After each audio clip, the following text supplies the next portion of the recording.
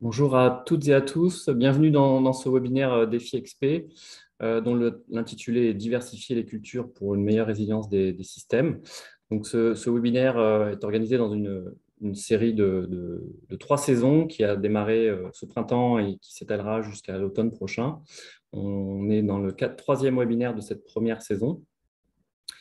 Donc, vous commencez à connaître un peu le format de ces webinaires à peu près d'une heure et quart, avec 2 ou 3 intervenants qui vont présenter les résultats d'un projet Défi XP. Alors, au départ, dans ce webinaire, il devait y avoir 3 projets. On a eu un petit souci avec un des projets, le projet Sidra, donc, qui n'a pas pu être présent aujourd'hui. Donc, il y aura 2 intervenants aujourd'hui, Rachel Grindorge pour l'Armée Flore qui présentera le projet STOP et David Lafont de l'IAV pour le projet Diversity. Donc, je vous rappelle qu'à la fin de chaque présentation, il y aura un temps de questions-réponses de 5 minutes environ. Si les questions ne peuvent pas être, n'ont pas eu le temps d'avoir une réponse pendant ce temps-là, un temps sera, enfin, les intervenants pourront y répondre a posteriori ou pendant le webinaire dans le chat. Pour les poser, vos questions, utilisez le petit bouton QR et non pas le petit bouton discussion qui est plutôt fait pour éventuellement des problèmes techniques. Voilà, pour cette introduction. Alors, je vous rappelle que le réseau Défi XP est un réseau de projets d'expérimentation financés dans le cadre du plan Ecophyto pour financer des projets d'expérimentation sur 5 ou 6 ans à l'échelle de systèmes de culture, voire de territoires, pour tester une réduction très importante de l'usage des produits phytosanitaires, et ce, dans à peu près 200 sites expérimentaux et dans plus de 200 systèmes de culture. Donc, vous pouvez bien sûr consulter plus d'informations sur ces projets dans le site Défi XP sur la plateforme Ecophytopic. Vous retrouverez des informations sur les différents projets, ces pages étant alimentées à mesure de l'acquisition des résultats dans les projets. Donc aujourd'hui, nous allons parler de la diversification des cultures pour une meilleure résilience des systèmes avec la présentation des 2 projets. Donc le projet STOP, qui va être présenté par Rachel Grindorge, est un projet qui se situe à La Réunion. Donc on va voyager un petit peu, où vous allez voir, en fait, ce sont des systèmes de culture multi-espèces très diversifiés qui utilisent l'utilisation de produits phytosanitaires en ultime recours et uniquement ceux qui sont autorisés en agriculture biologique. Avec beaucoup d'éléments qui vont être présentés sur la diversification des différentes strates arboricoles, fruitières, maraîchères et aromatiques, avec des associations de culture qui ont vocation à justement activer un certain nombre de services en faveur de la régulation des bioagresseurs de façon naturelle, avec une évaluation des performances. Du coup, je vais passer la parole à Rachel. Bonjour à tous. Donc, je vais partager ma présentation. Donc, Rachel Grindorge de l'Armée Flore et je suis chef du projet STOP. Émeric, si tu peux départager l'écran, parfait. Donc, voilà. C'est bon pour vous? Pour l'instant, on n'a pas... Vas-y, refais le partage peut-être. Voilà, c'est arrivé. Parfait. Donc, comme le disait Émeric tout à l'heure, le projet STOP, en fait, vise à mettre en place des systèmes de culture très diversifiés pour ne plus avoir recours aux pesticides chimiques de synthèse. Donc, pour certains systèmes de culture, on va avoir l'utilisation de produits utilisables en AB. Et pour 2 autres, on s'affranchit de certains produits utilisables en AB. On se fixe vraiment l'utilisation des produits inscrits sur la liste de biocontrôle. Donc, on a différents objectifs pour ce projet. Tout d'abord, de contribuer à l'apport de connaissances. Donc, on va identifier des leviers techniques de substitution aux produits phyto de synthèse. On va également évaluer des méthodes de biocontrôle en milieu tropical et voir aussi l'acquisition de nouvelles données sur des cultures nouvelles ou oubliées. Comme le disait Émeric tout à l'heure, on va évaluer des performances pour justement proposer des systèmes de culture durables il faut qu'on se fixe une viabilité économique, une acceptation sociale et il faut que ces systèmes soient écologiquement soutenables. Je vous fais un petit rappel du contexte tropical parce qu'on est en conditions assez particulières quand même. Il faut rappeler qu'on est un contexte climatique qui est très propice au développement des bioagresseurs et qu'on a une diversité de production très large. On va avoir des productions maraîchères comme des productions qu'on peut trouver en métropole, mais également des cultures tropicales avec de l'ananas ou des mangues, etc. Ce qui fait que ce très grand panel de production va amener un très grand panel de bioagresseurs. De plus, on a de nombreuses cultures mineures et donc sur ces cultures, très peu de solutions phytosanitaires disponibles. Du coup, on a la nécessité de mobiliser de nombreux leviers de protection des cultures. Donc, quelles sont les alternatives aux pesticides qu'on va mobiliser dans les systèmes de culture stop?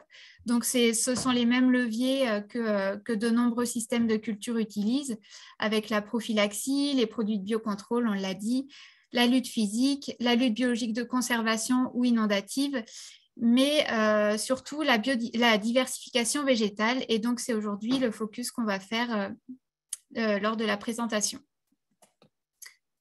Donc, comment cette diversification végétale s'illustre dans les systèmes de culture stop? Donc, on a 3 observatoires pilotés répartis, donc un observatoire dans le nord-ouest de l'île et 2 observatoires dans le sud. Et sur ces 3 observatoires, on va avoir un mélange d'espèces fruitières et des espèces maraîchères. Donc, pour aller un peu plus dans le détail, le système de culture de l'EPL Formatera, donc qui est situé au nord-ouest, va mêler vraiment des rangs de fruitiers et des rangs maraîchers. Donc, la surface totale du système est d'environ 4500 m². Et en 2021, on a 12 espèces qui ont été cultivées, dont 4 espèces fruitières, 8 espèces légumières ou semi-pérennes. Donc, on a vraiment une alternance, comme vous pouvez le voir sur le schéma en haut à gauche, 2 rangs de fruitiers avec des planches maraîchères et surtout le pourtour de la parcelle des haies. Donc, vous avez sur le diagramme la répartition du parcellaire, c'est-à-dire que vous avez le pourcentage, par exemple, occupé par chacune des composantes. On remarque bien sur ce système de culture que la majorité de la surface est occupée par des productions maraîchères, donc avec 49%, et les vergers occupent 33% de la surface. Nous avons ensuite le reste de la surface qui est répartie entre les infrastructures agroécologiques, telles que des aromatiques ou des haies, et des surfaces de chemin. Concernant le système de culture de l'armée-flore, donc on est toujours sur un système fruitier et maraîcher avec une surface, là encore, de 4500 m², 53 espèces produites, dont 14 espèces maraîchères et 8 espèces fruitières en 2021, pour un total de 71 variétés cultivées. Ce qui change sur ce système de culture, c'est qu'on a une dominante de surface de verger avec 60% de la surface occupée. Et ensuite, on a une répartition quasiment égale entre les surfaces maraîchères, les surfaces d'infrastructures agroécologiques et les surfaces de chemin. Donc, sur ce système, on a plutôt une grosse composante verger et juxtaposée une composante maraîchère. Et enfin, sur le système de culture du CIRAD, qui est celui-ci plus grand que les 2 autres systèmes de culture, avec 8200 m². En 2021, on a eu 40 espèces produites, 16 espèces légumières et 8 espèces fruitières pour un total de 60 variétés. Et ce dispositif, en fait, se différencie également des autres parce qu'on va avoir vraiment des îlots maraîchers avec différentes productions maraîchères, trois productions maraîchères. Et donc, ces îlots vont être encadrés par soit des productions fruitières ou des infrastructures agroécologiques. Et sur la gauche du schéma, sur la droite du schéma plutôt, vous pouvez voir qu'on va avoir des productions fruitières avec d'autres productions semi-pérennes ou annuelles en intercalaire des rangs de fruitiers. Donc, pour ce système de culture, la répartition se présente comme suit avec 37% de surface de verger 24% de surface maraîchère et le reste est divisé, là encore, en surface de chemin et infrastructures agroécologiques. Il reste encore une surface inexploitée en 2021 qui sera progressivement exploitée jusqu'à la fin du projet.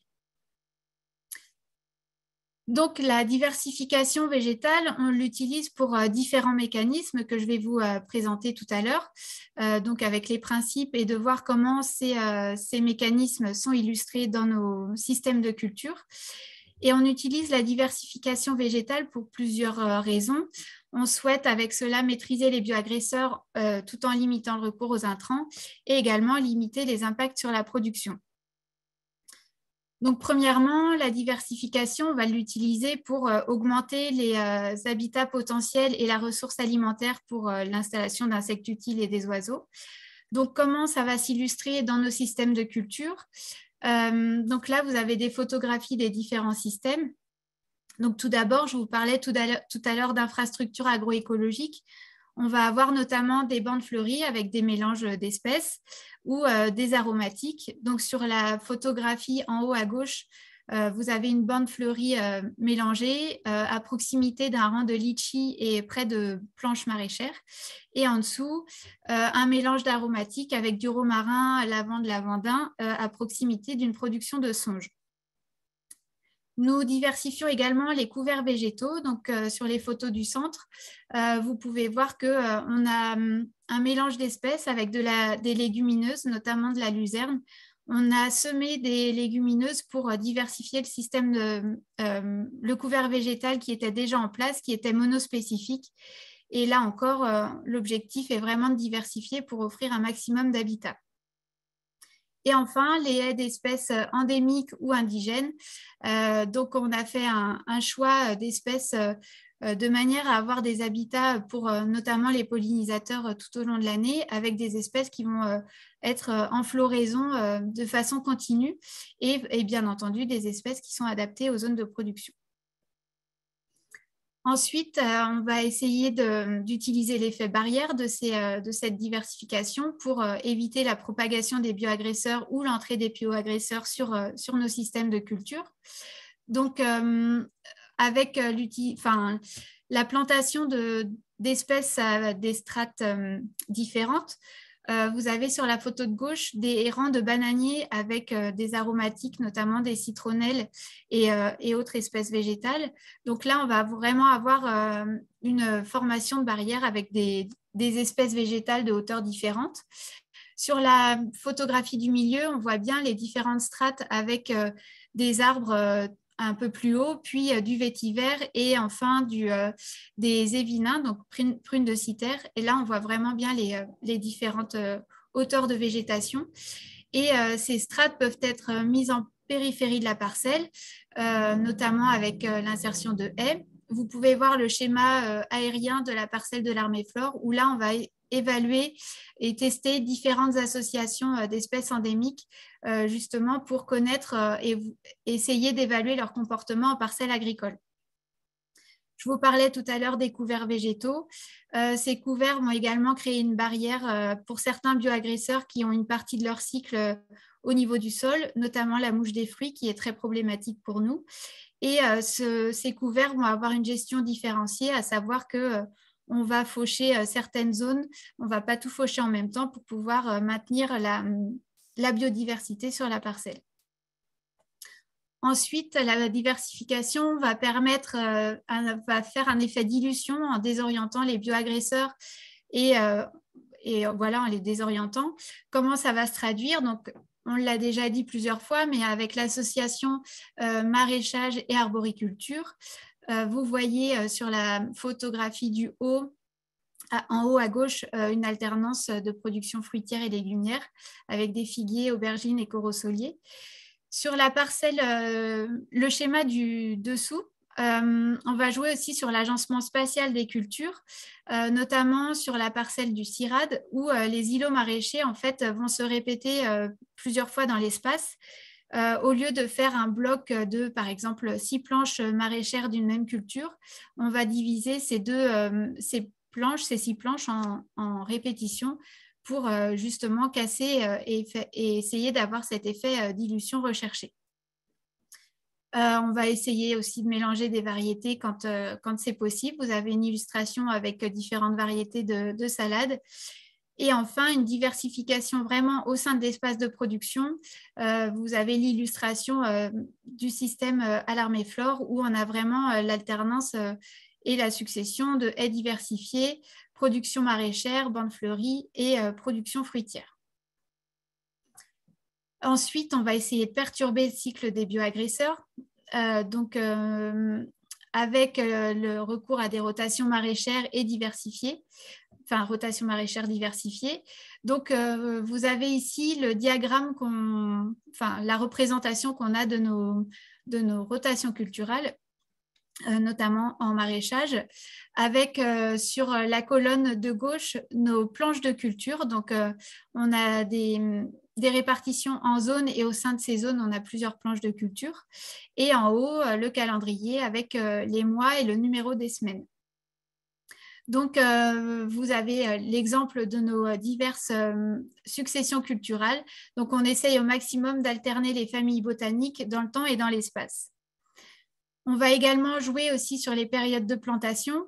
Là, je vous fais le focus sur la période d'octobre à janvier. Donc, chez nous, c'est la saison des pluies et où on a des fortes températures. Et donc, il y a certaines cultures qui sont difficiles à mettre en place et à maintenir à ces périodes-là. Donc, on va faire le choix, par exemple, de mettre des engrais verts ou alors d'adapter nos leviers de lutte. Par exemple, là, vous avez les cucurbitacées sous filet. Il faut savoir que cette période-là de l'année est une période très propice aux mouches des légumes et aux mouches des fruits. Et donc, on va préciser quel type de protection supplémentaire on peut mettre en place pour éviter les attaques. J'évoquais également que la diversification végétale apportait certains bénéfices agronomiques. Donc, on va avoir notamment quand on associe l'arboriculture des rangs de fruitiers et du maraîchage, les arbres vont créer un microclimat et apporter de la matière organique au maraîchage qui est installé en dessous. Le semis de légumineuses dans nos couverts, mais également sur des rangs de fruitiers. Là aussi, il va y avoir un bénéfice au niveau du sol. Et ensuite, on peut avoir cette diversification peut apporter de la matière organique et on peut valoriser des déchets de culture. Vous avez l'illustration ici, donc en bas à gauche, avec un rang de vétiver. Et ce vétiver, une fois taillé, peut être réutilisé comme paillage. Vous avez l'illustration sur une production d'ananas. Ou alors utiliser des broyats de branches de manguier, par exemple, en paillage sur une haie, pour éviter la pousse des adventices. Un autre type de diversification qui est testé sur un des systèmes de culture, ça va être l'intégration de l'élevage. Notamment, là, on a mis en place un système de parcours mobile de poules pondeuses. Différentes attentes de l'insertion de l'élevage, ça va être notamment les principaux, la gestion des ravageurs. Donc, je vous parlais de la mouche des fruits tout à l'heure, qui est vraiment un ravageur problématique pour nous. Ça va également nous permettre de gérer l'enherbement. On a des temps de travaux très importants pour cette composante-là. Et du coup, on pourra valoriser la production d'œufs et valoriser également les fientes des poules pour une utilisation en amendement dans les zones maraîchères. Donc là, je ne vais pas aller plus loin dans la présentation de cet atelier. Les poules ont été lâchées sur la parcelle en début de semaine. Donc, c'est vraiment tout neuf. Alors, après avoir évoqué tous ces mécanismes-là, on va essayer de voir comment la diversification permet de générer une production commercialisable et rentable sans pesticides chimiques de synthèse. Donc, on a différents outils d'évaluation. On a mis en place des tableurs, on a l'utilisation d'agrossistes et le développement d'une grille d'évaluation adaptée au projet. Et du coup, avec ces différents indicateurs, on va essayer de déterminer si nos systèmes sont résilients. Et on va essayer de répondre à 3 grands objectifs. Est-ce qu'on arrive à augmenter la biodiversité fonctionnelle et gérer les bioagresseurs? Est-ce qu'on a une production répartie dans le temps et dans l'espace? Et est-ce que nos sources diverses permettent une stabilité des revenus? Donc, je ne vais pas tout détailler, mais un des indicateurs qui nous permettent de voir si on a une augmentation de la biodiversité fonctionnelle sur nos systèmes. Donc, on va avoir des suivis bimensuels de 7 bioindicateurs sur les différentes composantes des systèmes de culture. Donc là, on peut voir les systèmes de culture sont assez nouveaux, donc on n'a pas beaucoup de recul, mais on peut voir quand même qu'on a des espèces d'auxiliaires qui sont variables selon les composantes du système et qu'on a 4 principaux bioindicateurs qui sont observés notamment dans les bandes fleuries et les haies endémiques. On peut par contre, même si on diversifie les cultures, avoir des bioagresseurs qui sont rencontrés très fréquemment sur les cultures et qui sont difficiles à maîtriser. Vous avez ici un graphique qui représente un indice de gravité de trois ravageurs fréquemment rencontrés sur le site du CIRAD, par exemple.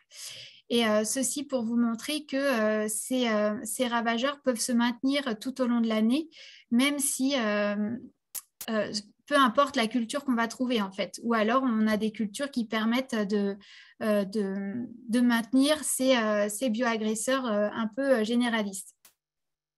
Et en dessous, on a un graphe qui représente les populations de mouches des fruits sur 2 des observatoires pour montrer que la dynamique est vraiment constante sur l'année, mais qu'on peut avoir des pics de population selon les cultures qu'on va trouver et les productions qu'on va trouver sur le système.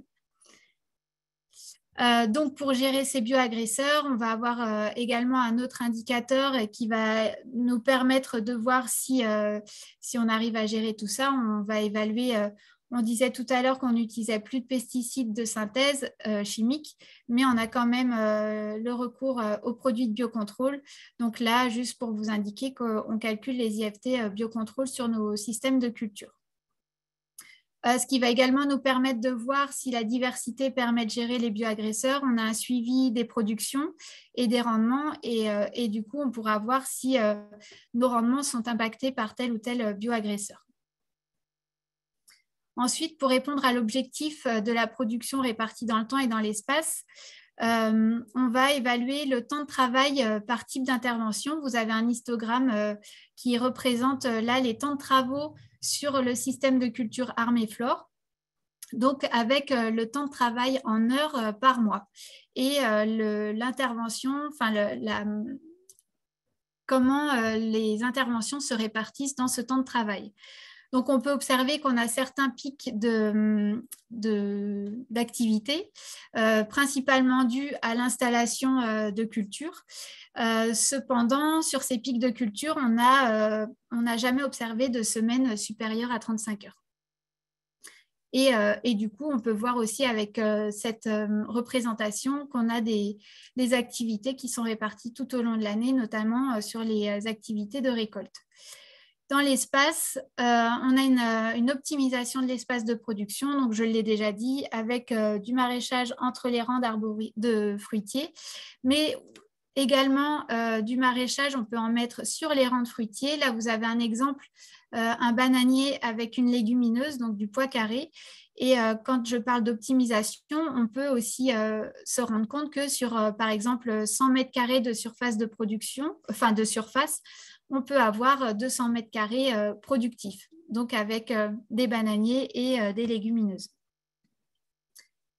Concernant l'objectif d'avoir une stabilité des revenus, donc la grande diversité des cultures va permettre d'avoir un chiffre d'affaires réparti. Là, vous avez un diagramme, en fait, un camembert, qui montre la part de chaque culture dans le chiffre d'affaires global du système. Donc, ça nous permet de voir quelles sont les productions à plus forte valeur ajoutée, nous aiguiller aussi sur celles qui ont bien fonctionné et qu'on peut réintégrer dans le système de culture.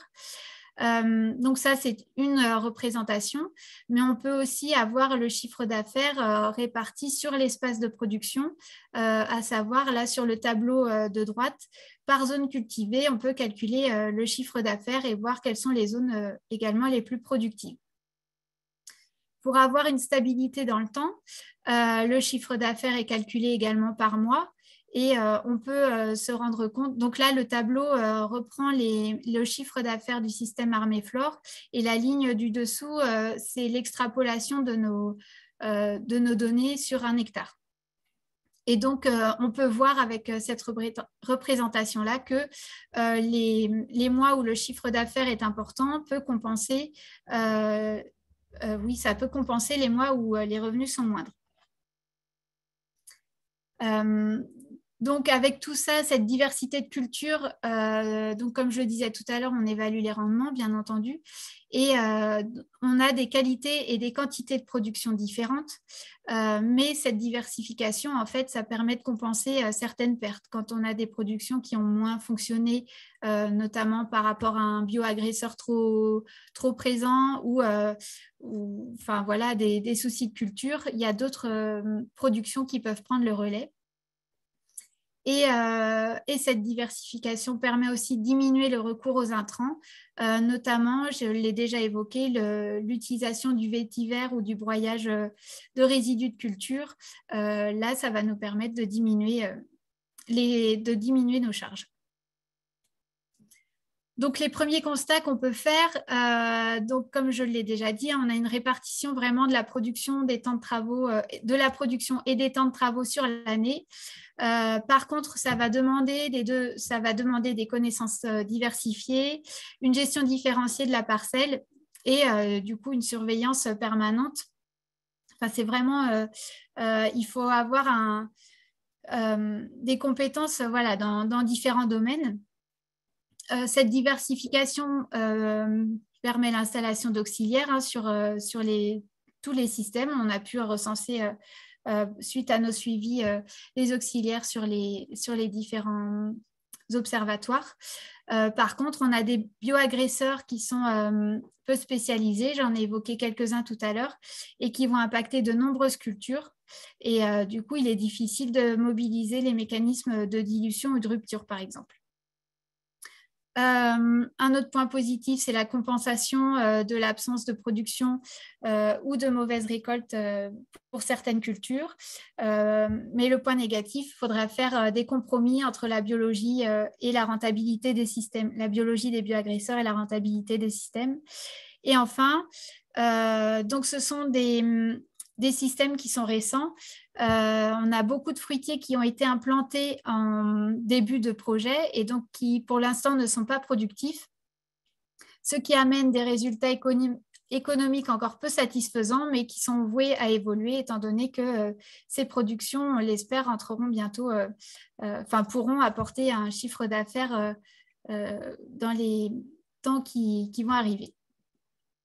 Donc, pour conclure, comme je l'ai déjà dit, c'est des systèmes qui sont jeunes et on a besoin de temps pour déterminer si les interactions, elles sont bénéfiques ou non. On a constaté des points positifs, mais ces points positifs sont peut-être le résultat de la diversification des systèmes. Ils peuvent être aussi dus à la mise en place de méthodes alternatives ou d'une combinaison des deux. Le souci, entre guillemets, c'est qu'on n'a pas d'évaluation, c'est une évaluation système et du coup, on n'a pas d'évaluation directe des différents mécanismes. Donc, on peut difficilement dire si le bénéfice est apporté par l'un ou l'autre des mécanismes. Voilà, comme je l'ai dit également, on a besoin de connaissances larges avec l'élevage, l'arboriculture, le maraîchage.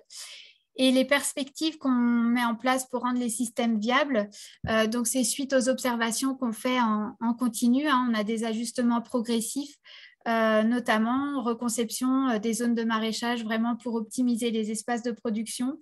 Et on travaille notamment un travail un peu plus précis sur la planification des rotations pour éviter les longues périodes sans production.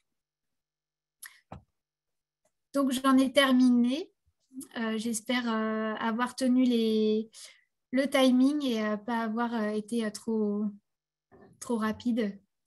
Non, parfait. Merci beaucoup, Rachel. C'était très, très clair et très bien illustré.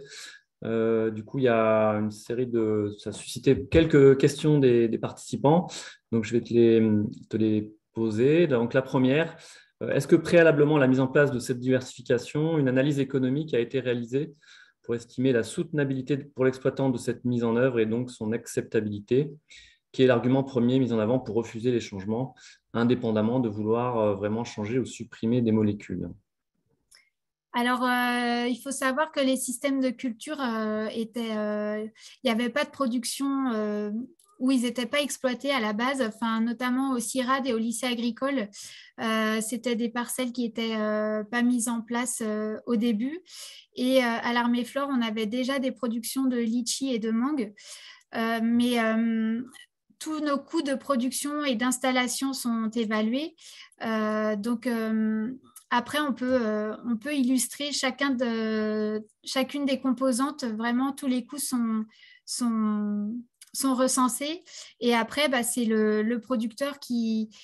On est dans des zones particulières, surtout à l'île de la Réunion, on va avoir des microclimats très spécifiques et du coup, le système tel quel ne va pas être reproductible, mais il va surtout apporter des clés et des chiffres surtout. Donc voilà, après, à chaque agriculteur de voir s'il est prêt aussi à investir et à mettre en place cette diversification. D'accord. Justement, un peu dans le prolongement, c'est une des questions de Jeanne Pourrias qui a posé plusieurs questions. Est-ce que cette diversification elle est déjà en place à La Réunion ou est-ce que ce sont des systèmes que vous testez qui sont très en rupture par rapport à ce qui se fait? Alors, on a certaines productions qui sont très diversifiées, notamment les agriculteurs bio. Et là, en fait, ce que je n'ai pas dit, c'est que l'exploitation du lycée agricole est certifiée AB, mais pas les autres, pas le CIRAD ni l'Armée Flore. Et nous, on ne vise pas le label AB. En revanche, ça peut permettre aux agriculteurs qui ont une production plus conventionnelle d'apporter des clés sur la protection. Et donc, pour ceux qui veulent modifier leur mode de production, voilà, c'est surtout ceux-là qu'on vise, parce que finalement, ceux qui sont déjà en exploitation très diversifiée, on pourrait comparer ces systèmes de culture à des vergers créoles. C'est aussi ça qu'on peut entendre. Ceux-là sont déjà convaincus aussi, entre guillemets, de l'apport de cette diversité. Donc, nous, on essaye aussi surtout d'élargir le champ et de pouvoir toucher d'autres agriculteurs. D'accord. Et ceux qui sont dans une démarche qui sont moins diversifiés au démarrage, du coup, en termes d'accompagnement ou de diversification, est-ce que c'est une rupture totale ou est-ce que c'est plus un processus progressif? Alors, pour l'instant, on n'a pas trop vu. Ce serait, je ne sais pas trop comment y répondre parce qu'en fait, on a fait des ateliers avec des agriculteurs justement pour qu'ils voient ce qu'ils pourraient mettre en place. Enfin, on a fait des ateliers, on en a fait un étant donné qu'avec le Covid, c'était un peu plus compliqué de faire des ateliers avec un grand nombre de personnes. On peut avoir différents cas de figure parce que soit un agriculteur est prêt à tout changer, mais à mon avis, ça paraît un peu plus compliqué et la diversification va se faire progressivement. Ou alors, c'est des personnes, des agriculteurs qui vont s'installer et là, qui pourront vraiment mettre en place directement toute cette diversification. Je ne suis pas sûre, mais peut-être que je me trompe, mais je ne suis pas sûre qu'un agriculteur qui a une exploitation très peu diversifiée changera tout d'un coup son exploitation pour avoir, par exemple, un quart de sa surface en infrastructure agroécologique. D'accord, merci. Alors, autre type de question, avez-vous testé la différence d'effet de biocontrôle ou j'imagine de contrôle biologique en mélangeant des espèces d'un côté ou en les cultivant en bandes spécialisées? Parce que pour comparer des effets éventuels, j'imagine que c'est ça que ça veut dire.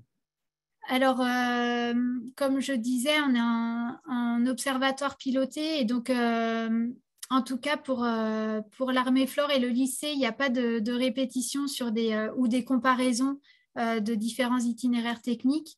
Au CIRAD, ils sont un peu plus sur cette dynamique-là. Par contre, ce qu'on peut voir, c'est que en termes de gestion, de vraiment mélanger des espèces au sein d'une planche de production, la gestion devient compliquée parce qu'on peut avoir des des bioagresseurs différents ou enfin, surtout des conduites différentes, c'est surtout ça. Par exemple, il y a des cultures qui vont nécessiter de la microaspersion, d'autres du goutte à goutte. Et il faut vraiment faire attention et bien gérer si on mélange des cultures au sein d'une même planche. Ce sera plus simple d'avoir des planches juxtaposées différentes, mais après ça, on n'a pas comparé les deux modalités. D'accord, merci. Avez-vous un arbre de décision pour associer culture et élevage en fonction des types de sols? Non. Vous n'avez pas mis en place ouais, alors en fonction des types de sols. Ouais. Non, après, on Non. n'a pas 36 000 sols à Ouais, l'île de ouais. la Réunion. Mais donc non, c'est pas. Par contre, ce qu'on essaiera d'évaluer, c'est voir si nos sols, la composition et la faune du sol. Enfin, on va essayer de creuser un peu plus la composante sol avec l'insertion de volailles et voir s'il y a une évolution. Mais après, on n'a pas de. D'accord. Non, on n'a pas fait autre chose de spécifique. Alors je reviens peut-être sur les questions aussi d'adoption en fait, de ces systèmes. Il y a une question qui est posée sur la perception de vos systèmes par les autres agriculteurs voisins. Comment ils regardent ce que vous faites? Est-ce qu'il y aurait des réticences que vous voyez, que vous observez? Jusqu'à présent, on n'a pas eu de retour négatif. Ce qu'on pourrait voir, donc on a mis une page Facebook pour justement illustrer et que toute personne qui veut suivre le projet puisse voir les systèmes de culture. Euh, les retours qu'on a sont plutôt bénéfiques. Il y a non, je vois pas trop pour l'instant de points négatifs ou on n'a pas eu de retour négatif en tout cas peut-être à venir, hein, mais pour l'instant ça va. D'accord. Alors, il y a une question sur le temps que va durer encore le projet. Ce sera jusqu'à la fin de l'année 2023. Je ne sais pas après, il me semble. Hein, Jusqu'à mi-2024. 2024, d'accord. Une question pour savoir si vous utilisez un outil pour l'analyse économique. Est-ce qu'il y a une précision parce que du coup, on a beaucoup d'indicateurs hein, pour calculer les aspects économiques. C'est un point sur lequel on met un gros focus parce que on a vraiment l'objectif d'avoir des systèmes de culture viables. C'est vraiment ce qu'on nous demande aussi parce que il y a beaucoup d'exemples de systèmes de culture diversifiés où on va mettre en place des leviers de protection ou, comme on disait, d'insérer des infrastructures agroécologiques. Mais on fait vraiment l'effort de faire l'analyse économique du chiffre d'affaires. Enfin, oui, il y a la marge brute, marge nette. Enfin, on essaye de calculer tout ça pour illustrer au mieux ce qu'on met en place. Et ça, c'est vraiment une demande des agriculteurs. D'accord. Merci. Du coup, on va devoir passer à la question suivante. Merci beaucoup, Rachel, pour tes réponses. Il y avait une dernière question, mais avez-vous des experts en cours ou à venir sur la vigne? Alors, je ne sais pas si la question était posée pour vous, pour toi, Rachel, à La Réunion, ou si c'était sur le réseau. Alors, il y en a à La Réunion, mais voilà. Après, oui, effectivement, il y a des installations de parcelles de vignes à La Réunion, mais voilà. Pas d'experts en cours pour l'instant, en tout cas. Ça va être plus des experts sur les différents cépages pour voir les tolérances de certains cépages parce qu'on a des conditions très propices aux maladies. Donc, c'est aussi pour voir s'il y a la possibilité de maintenir la production de raisins pour le vin, notamment, et raisins de table aussi. Okay, merci pour cette réponse. Ça me fait la transition du coup avec… Voilà. On va rebasculer en métropole et puis sur la filière viticole avec la présentation de David Lafont de l'IFV sur le projet d'Hiver Viti, qui est un projet du coup qui teste sur 3 sites expérimentaux, 2 en Val-de-Loire et un dans le sud-est. Des expérimentations donc, de systèmes viticoles qui diversifient le peuplement végétal des parcelles pour favoriser les équilibres parcellaires au niveau du sol et puis les régulations biologiques, avec l'objectif de ne plus utiliser d'herbicides et d'insecticides hors traitement obligatoire et un objectif de réduction des fongicides d'au moins 50%. Et du coup, je passe la parole à David pour la présentation. Bonjour à tous. Donc, je vais vous présenter effectivement l'état d'avancement de notre projet sur la diversification des agroécosystèmes viticoles pour réduire les intrants. Je vais commencer ma présentation par quelques généralités sur les régulations biologiques mobilisables en viticulture, un petit panorama rapide, puis deux exemples un peu plus ciblés pour voir comment on pourrait mobiliser en tout cas, on a essayé de mobiliser ces régulations biologiques dans le cadre de systèmes viticoles. Et ensuite, on regardera comment, à partir de ces régulations biologiques, on a construit des systèmes. En fait, on a construit un système sur un exemple précis, donc qui est le système d'Iverviti de Montreuil-Bellay, donc en Anjou, dont je m'occupe plus particulièrement, avec les différentes étapes de conception de ce système et finalement comment on a agencé tout ça. Et ensuite, on terminera par une présentation rapide des premiers résultats de ce système, sachant que c'est un système qui est très jeune, donc pour l'instant, à ce niveau-là, il n'y a pas encore grand-chose. Alors, quelles sont les régulations biologiques mobilisables en viticulture? On va pouvoir faire appel à différents groupes et des groupes qui ont différents rôles en viticulture pour faire de la régulation biologique. Le premier groupe, ce sont des parasitoïdes. Alors, on a par exemple l'Anagrus atomus contre les cicadelles vertes. Il y en a d'autres également contre les tordeuses.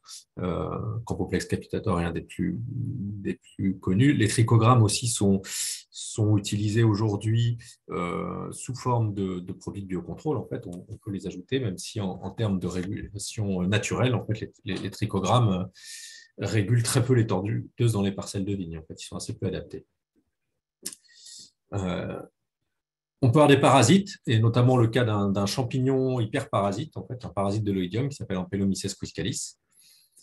On peut avoir des prédateurs, donc des prédateurs généralistes, les araignées par exemple, ou les chrysopes, mais aussi des mammifères comme les chiroptères, les chauves-souris, ou les passereaux contre les tordeuses, qui peuvent jouer un rôle aussi sur les cicadelles. Et on a également on peut classer dans les prédateurs des mycophages, en fait. Là, je vous présente, je ne vais même pas essayer de prononcer son nom, Thea gintiluo punctata, qui est une coccinelle qui se nourrit de mycélium, et en particulier de mycélium. Il y a aussi des essais, des travaux aux États-Unis qui ont montré que des acariens de la famille des tidéides pouvaient avoir des effets de régulation sur les populations d'oïdium. Ce sont des choses pour l'instant encore très peu explorées, en Europe en tout cas, et donc on n'a pas trop d'idées de comment ça pourrait fonctionner.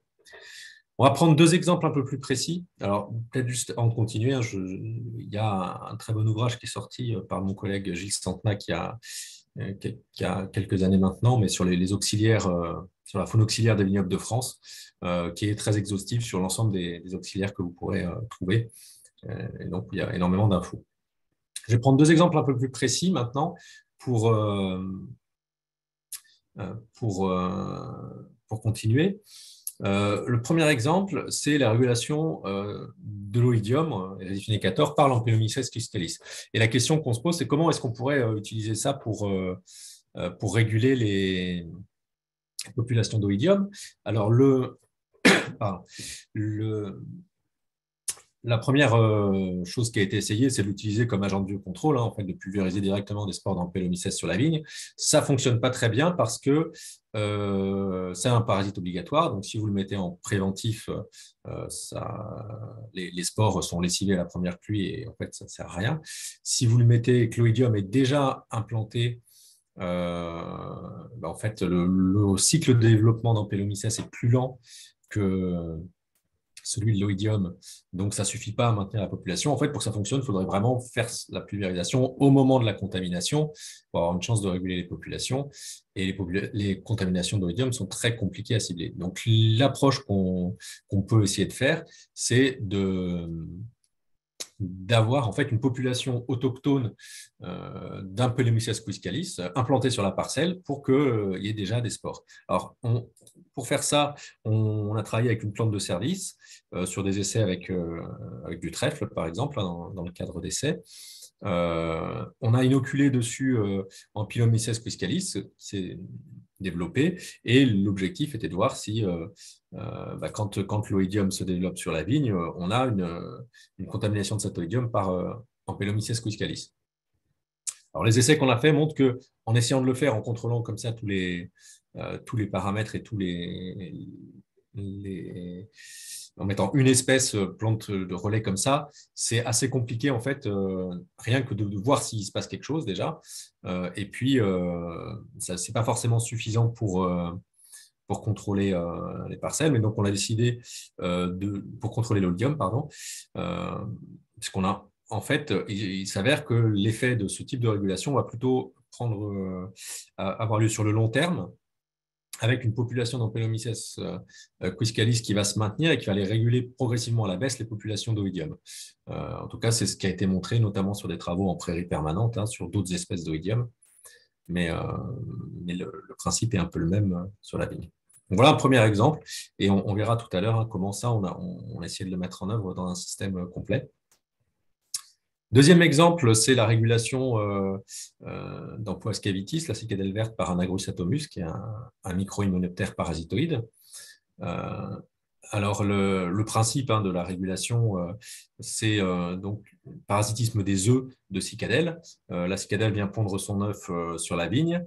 Arrive notre Anagrus qui va pondre à l'intérieur de l'œuf de la cicadelle. Et donc, on a un adulte d'Anagrus atomus qui émerge. Le problème qu'on a, c'est qu'en hiver, Anagrus atomus, il passe l'hiver sous forme d'œufs parasités. Et ma cicadelle verte, elle passe l'hiver sous forme d'adulte, si bien que ça s'arrête là, la régulation. Alors, l'idée qu'on a eue, si on revient un peu en arrière, c'est d'introduire des rosiers dans la parcelle. Et il se trouve que les cicadelles dérosacées passent l'hiver sous forme d'œufs. Donc, Anagrus peut venir pondre en fait, sur la parcelle et maintenir la population. Ça, c'est quelque chose qu'on a mis en œuvre, notamment dans l'essai qu'on a mis en place à Amboise. Donc, je vous dirai quelques résultats tout à l'heure sur ce système-là. Maintenant, si on veut intégrer ces régulations biologiques dans un système, on va se concentrer sur un système à Montreuil-Bellay, dans le cadre du projet d'Iberviti, que donc Émeric vous a présenté déjà rapidement tout à l'heure. Dans le cadre du projet d'Iberviti, on a fait un travail de conception sur le site de Montreuil en plusieurs étapes. Les grandes étapes de conception, ça a commencé par une réflexion globale sur le design du système, sur la disposition spatiale du système en 2018. 2018, suite à cet atelier, on a finalisé en fait cette disposition spatiale. Donc, également, ça a servi à préparer la plantation. Deuxième atelier en 2019, on a fait un focus plus sur la question des couverts au niveau de la vigne, puisque c'est un élément important de ce système. Ça a été également l'année de l'implantation du système, 2019. Et puis, on a eu un troisième atelier en 2020, plutôt sur la gestion des maladies, avec la question j'ai pas mal de leviers qui me permettent de diminuer la pression de maladie. Et il n'est pas exclu qu'à un moment donné, j'ai besoin de traiter. Donc, comment je fais pour prendre cette décision-là? Donc, si on regarde un petit peu plus ce qui a été conçu à chaque atelier, globalement, les personnes qui ont participé à ces ateliers, c'était des agriculteurs, des viticulteurs, des formateurs de l'enseignement agricole, des techniciens de CAFCOP, de champs d'agriculture, et puis bien sûr l'équipe de l'IFB. Donc, on a essayé d'avoir à chaque fois des gens de la communauté technique locale qui étaient impliqués dans le suivi du projet, dans ces ateliers de conception. Premier atelier, donc vraiment sur le design global. Les objectifs qu'on avait assignés au groupe, c'était donc ce qu'a dit Émeric tout à l'heure, pas d'insecticides, pas d'herbicides, et puis au niveau des fongicides, essayer de le réduire au maximum. Les bioagresseurs principaux sur cette parcelle et dans notre contexte, c'est le mildiou, l'oïdium, le botrytis et les tordeuses. Ça ne veut pas dire qu'on n'a pas du tout d'autres bioagresseurs, mais globalement, c'est cela qui nous embête le plus. Et au niveau agronomique, on avait donné des objectifs plutôt autour de la régulation de la vigueur de la vigne, l'objectif étant d'avoir des rendements réguliers. On ne s'est pas fixé un objectif de rendement particulier, puisqu'on savait qu'on aurait des leviers qui iraient dans un sens, d'autres dans l'autre, donc pas d'équilibre. Enfin, l'idée, c'était de voir si on pouvait obtenir au moins une production régulière. Un équilibre au niveau de l'exploitation des ressources entre l'eau, l'azote, etc. Et si possible, éviter d'avoir à faire des apports, que ce soit d'eau, d'azote ou autre, et puis un maintien du niveau de matière organique du sol. À partir de ça, on a 2 groupes qui ont travaillé en parallèle, donc travaillé sur des petites maquettes comme ça. On est sur une parcelle qui est en forme de buste, qui explique un peu les formes. Donc le premier groupe a proposé un système avec des terrasses sur le côté sud-est et puis des rangs dans le sens de la pente sur le reste de la parcelle. On a des rangées d'arbres au milieu de la parcelle et puis entre les blocs de vignes et puis les zones de biodiversité. Le deuxième groupe, lui, nous a proposé des terrasses de chaque côté, mais on retrouve aussi des rangées d'arbres et puis des zones de biodiversité. Donc, on est reparti un peu de ça avec l'équipe IAV et on a proposé, avec nos contraintes aussi qui n'étaient pas forcément intégrées dans l'atelier, hein, on est arrivé à un autre système que je vais vous présenter maintenant. Donc, cette parcelle, voilà, c'est une butte. L'ensemble du bloc là fait à peu près 3 hectares pour vous donner une idée de la dimension du système. Les blocs de vignes ont été placés dans le sens du rang. Alors, on a laissé tomber l'idée des terrasses pour 2 raisons. La première était très pragmatique, c'est qu'on n'avait pas de budget pour faire du terrassement et mettre des terrasses. Mais la raison plus fondamentale agronomique, en fait, c'est qu'on était sur une parcelle avec un sol plutôt bien structuré, on était sur un précédent luzerne, et on n'avait pas envie de bouleverser tous les horizons du sol au moment de l'implantation de la vigne, en fait. Le matériel végétal, donc c'est du chenin, une variété sensible traditionnelle de l'Anjou, sur un porte-greffe 1103 Paulsen, donc un porte-greffe qu'on a choisi plutôt vigoureux et résistant à la sécheresse. Des plants haute tige pour avoir une quantité de bois important au moment de la plantation, ce qui augmente les réserves en fait, disponibles pour les plants pour s'implanter. Et un mode de taille qui est la taille en SE minimale, dont je vous porterai un petit peu plus tout à l'heure, avec une densité de plantation de 2 mètres par 2 mètres, qui est plutôt faible, hein. On est plutôt en 2 mètres par 1 mètre dans la région, pour en fait limiter la concurrence entre les ceps. Alors pourquoi on veut limiter cette concurrence? C'est parce qu'au niveau du sol, on a des couverts partout. Au centre de la parcelle, on a des chênes truffiers qui ont un objectif de diversification de la production et aussi au niveau régulation biologique, les chênes sont très sensibles à l'oïdium, qui n'est pas le même que celui de la vigne, hein, et donc ça peut être un pôle un peu un conservatoire pour l'oïdium, pour Ampelomyces quiscalis en fait. Bon, au niveau des couverts sous le rang, donc un couvert total, avec l'idée au moment de la conception de mettre pourquoi pas des plantes aromatiques dans l'interrang, donc qui seront implantées plutôt au moment de l'entrée en production de la vigne, hein, donc pas immédiatement. Et entre les rangs de vignes, donc des bandes fleuries et des rangées d'arbres, avec comme objectif pour ces rangées d'arbres, en fait, à la fois d'avoir un effet barrière et puis de faire des pénétrantes au niveau biodiversité dans la parcelle. L'idée étant d'avoir donc des zones pérennes, de biodiversité pérenne au centre de la parcelle avec les chênes truffiers et autour avec les haies. On a complété également les linéaires de haies, hein. Des pénétrantes par les rangées d'arbres et puis la logistique du dernier kilomètre est assurée par le couvert finalement. Et puis d'autres zones de parcelles où pour l'instant on n'a pas d'autres cultures, hein. Ce sont des zones de parcelles qui sont en prairie permanente pour l'instant. Un petit mot sur la taille en SE minimale. Pourquoi on a choisi ce mode de taille-là? Il y a plusieurs raisons.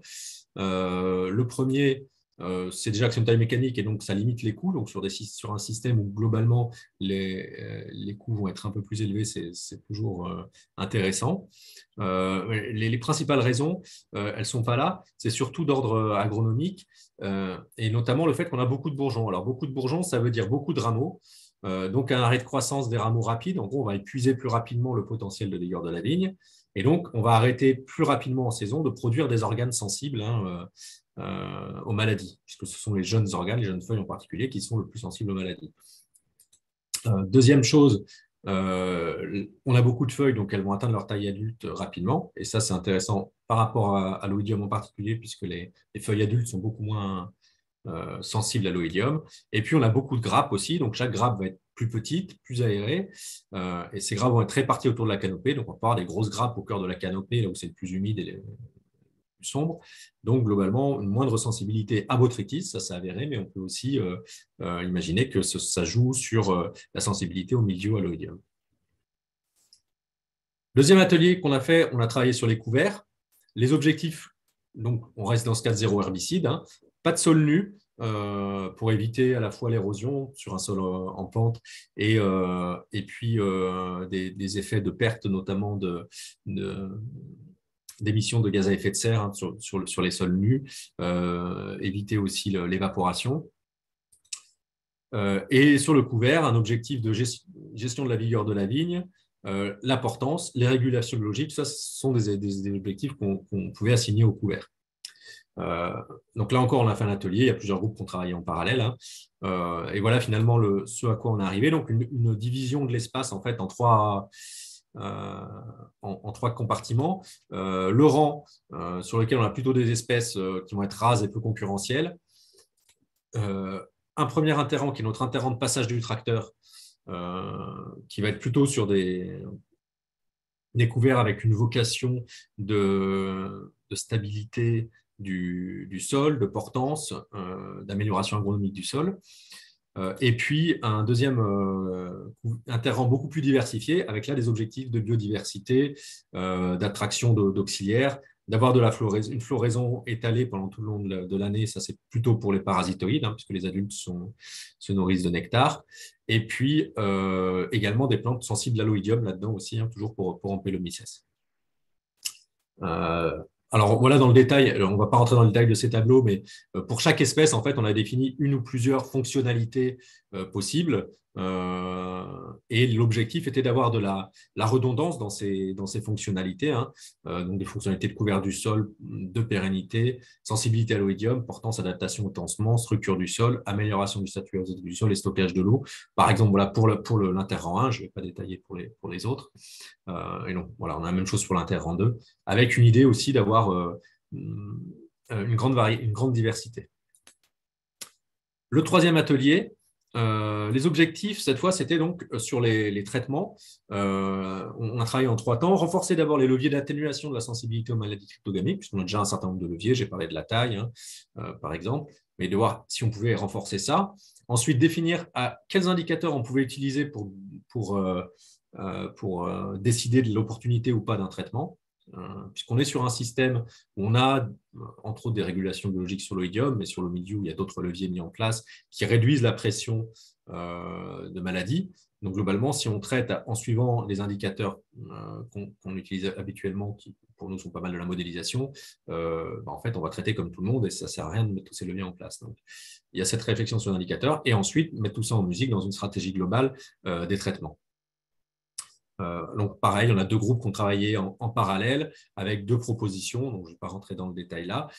On a fait une synthèse et on a abouti à un arbre de décision sur les règles de traitement. Donc là, c'est regroupé par stade phénologique, hein. On a un arbre un peu différent par stade phéno. Si on en regarde un peu plus dans le détail pour voir comment ça fonctionne, ce truc-là, on distingue le mildiou, l'oïdium. Si on regarde le mildiou, la première chose, c'est est-ce que j'ai des conditions favorables au mildiou? Donc ça, on l'évalue par rapport à la modélisation, pour le coup, globalement, au bulletin de santé du végétal ou aux indicateurs comme ça.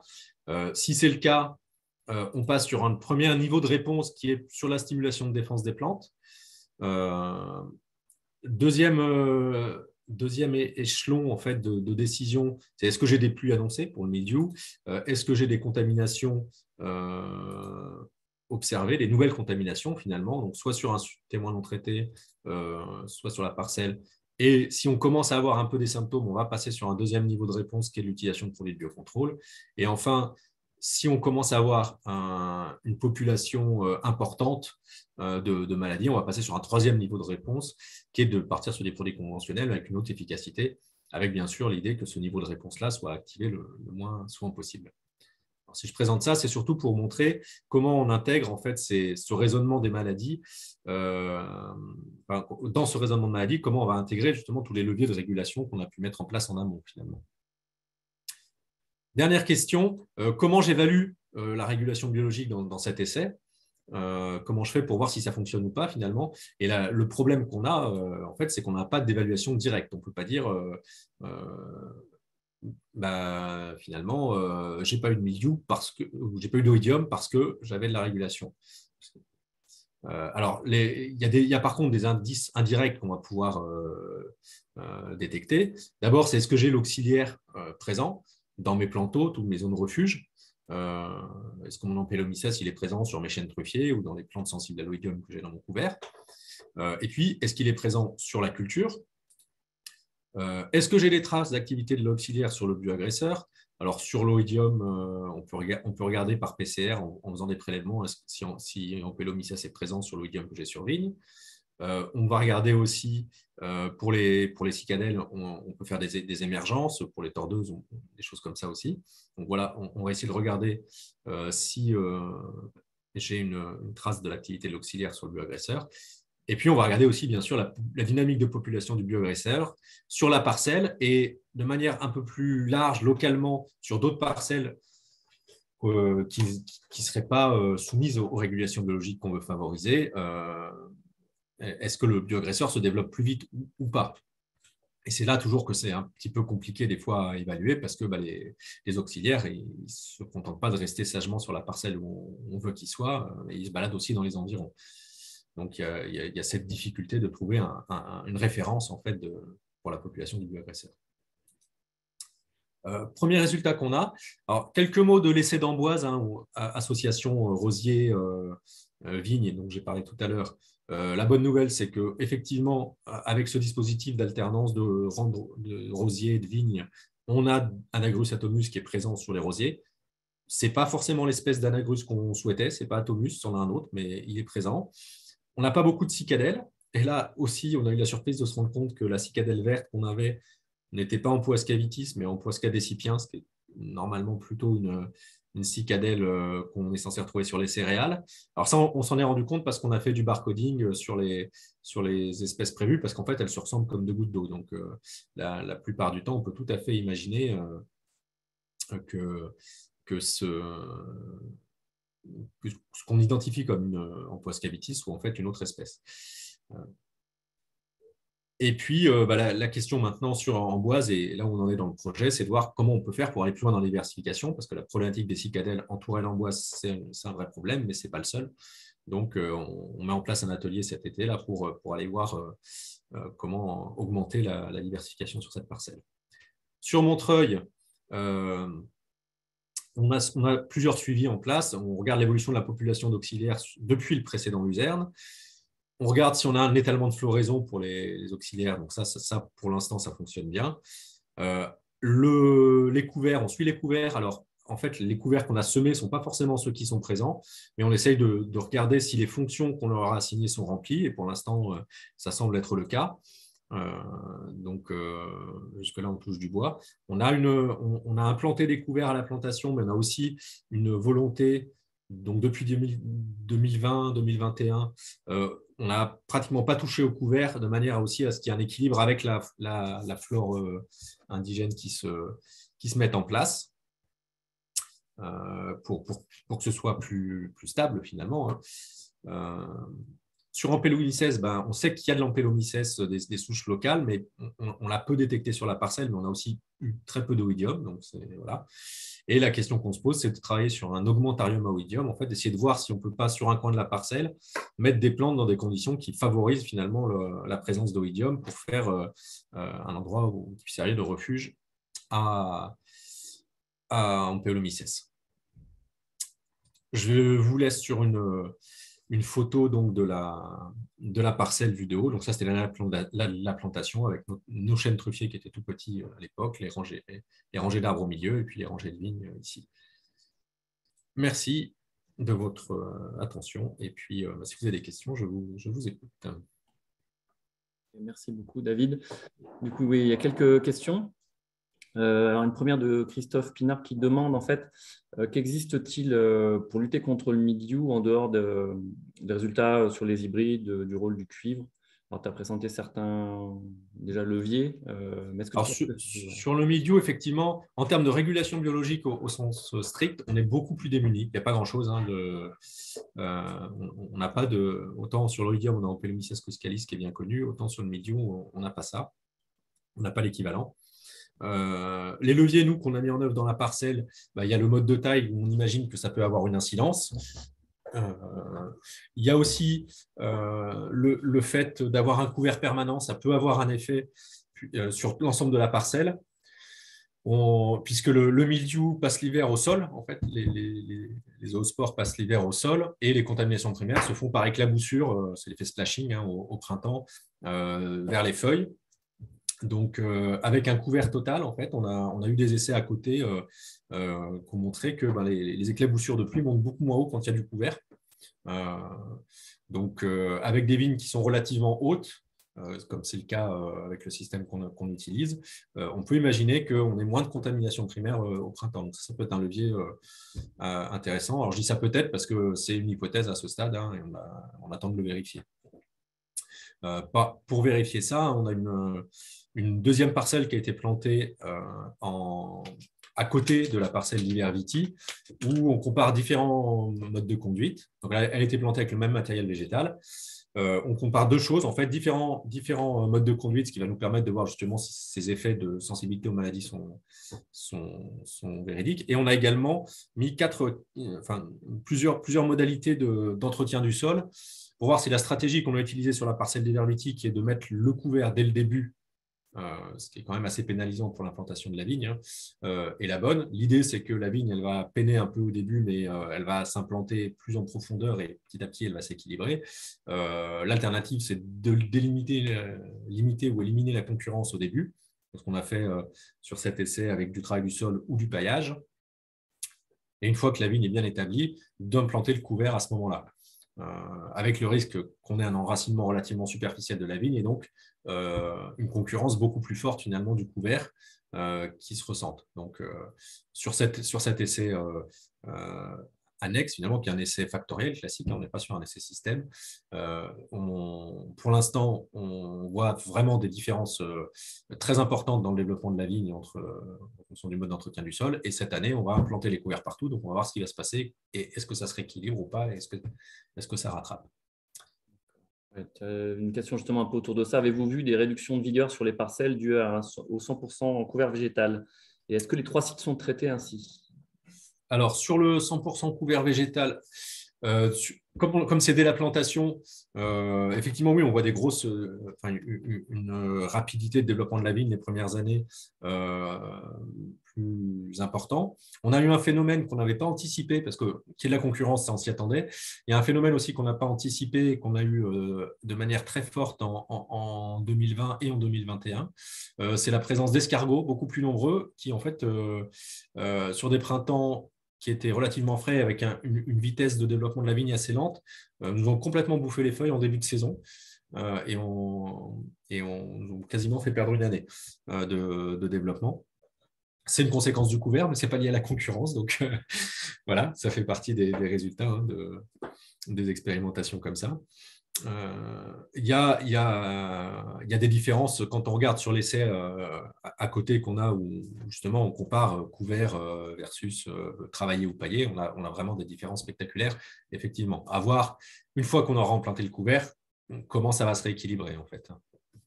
Okay. Et sur les 3 sites, du coup? Et sur les 2 autres sites, alors sur Amboise, on n'a pas de couvert total pour l'instant. Sur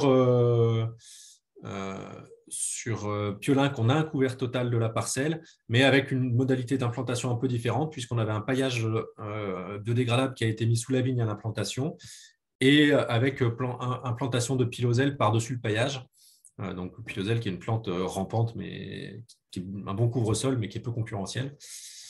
Et par ailleurs, on a un contexte un peu différent sur Piolinc, puisqu'en contexte méditerranéen, le choix a été fait par l'équipe du projet de mettre de la fertirrigation enterrée sur ce système-là.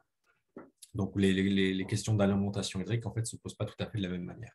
D'accord.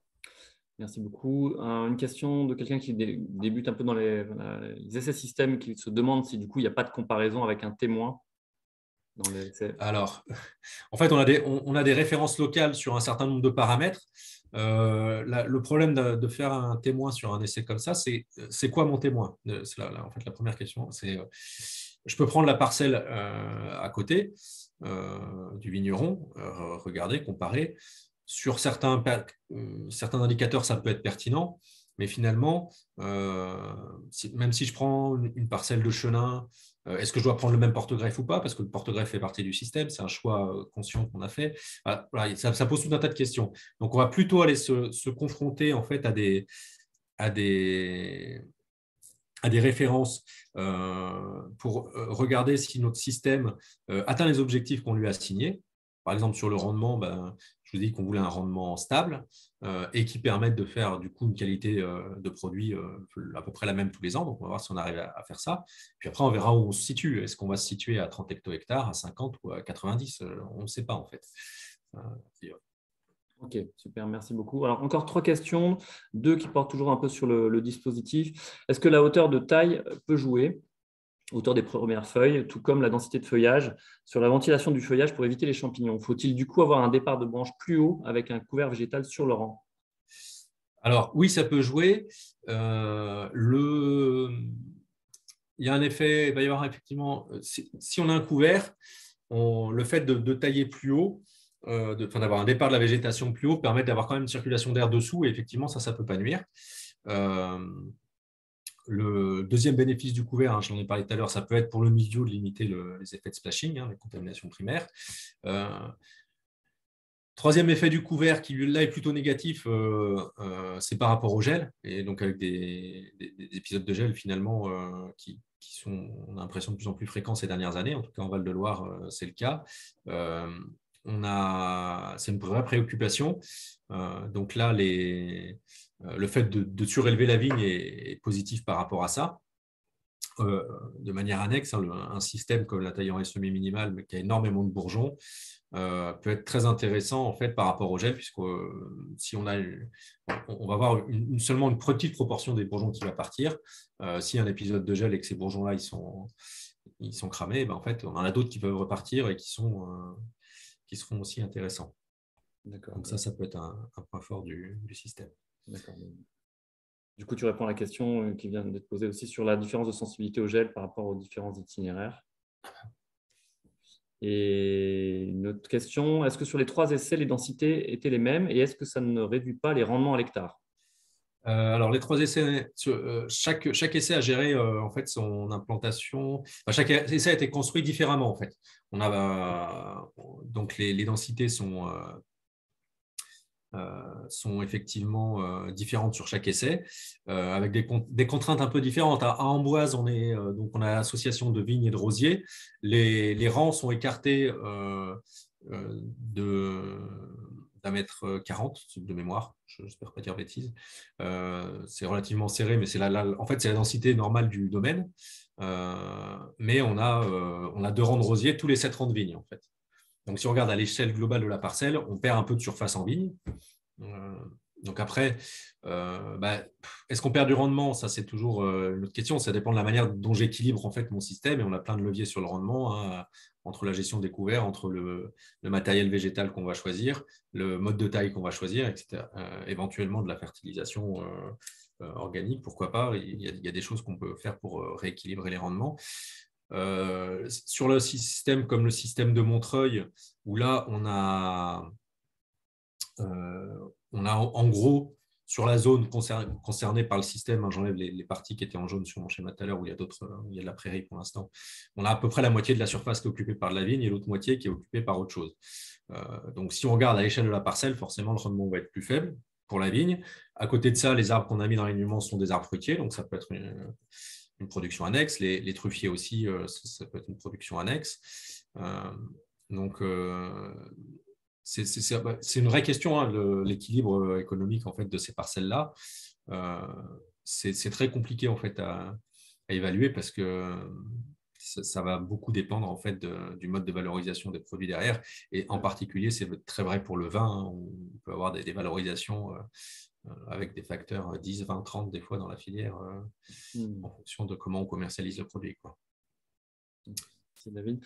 Et une dernière question, du coup, plutôt sur la partie atelier. Du coup, combien de personnes participaient aux ateliers de conception et comment ont été constitués les groupes qui travaillaient en parallèle pour chaque atelier?